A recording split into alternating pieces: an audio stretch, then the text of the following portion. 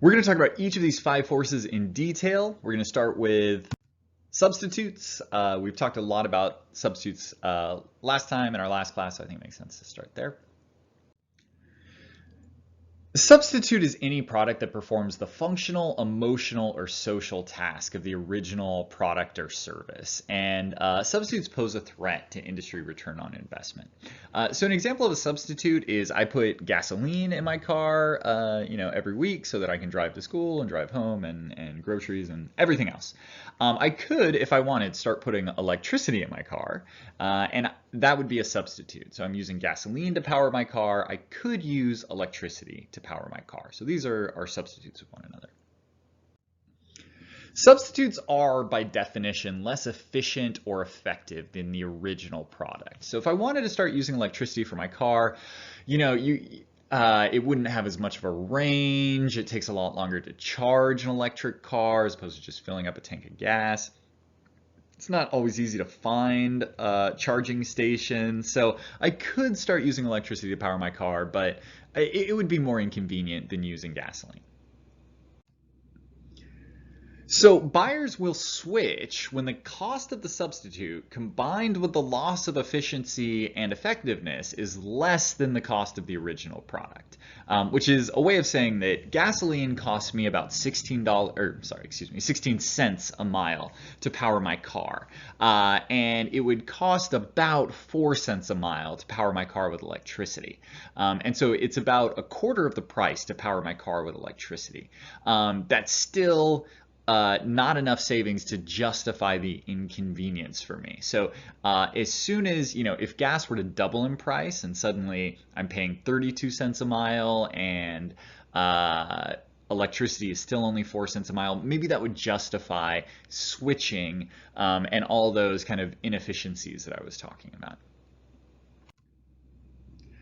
But the main reason, I would definitely start putting electricity in my car tomorrow if I could, but the reason I can't, is that my car does not take electricity, right? I can't just plug my Honda CR-V in and drive it to school.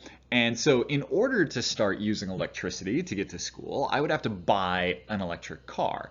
And that's what we call a switching cost. I have this technology that burns gasoline.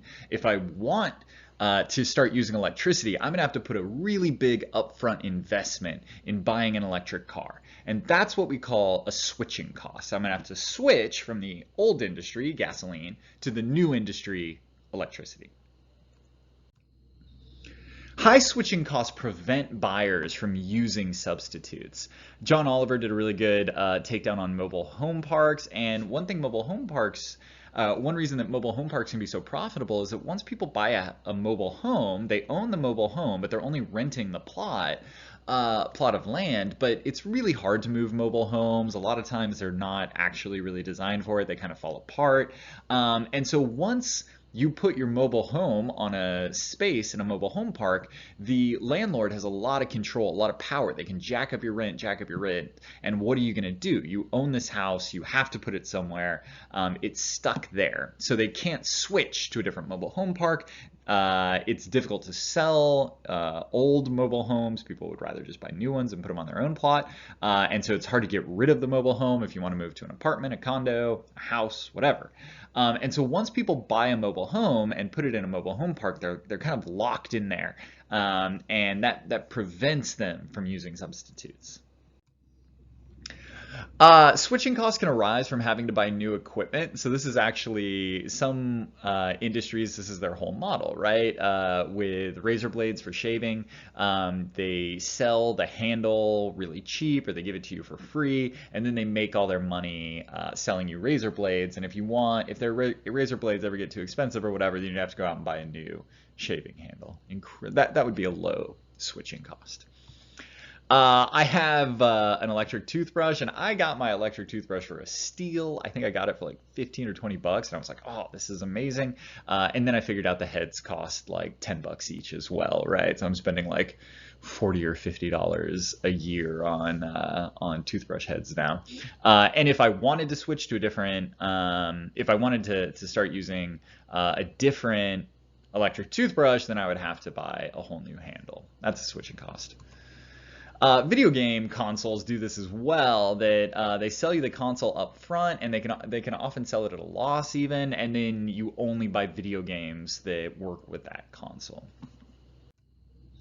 Switching costs can also arise from having to learn new technology. This is a guilty confession of mine, but all of my amazing, amazing graphics that you see in my PowerPoints, I do all of my graphic editing in Microsoft Paint, and the reason I do that is because I know how to use Paint. I've been using it for decades, literally, and so it's really easy and intuitive for me to get what I want from it. Now, there's a lot that Paint can't do. I could start using like Photoshop, but man, I've opened up Photoshop and it is very confusing to me, and I would have to like sit down and learn how to use Photoshop, and so that's a switching cost.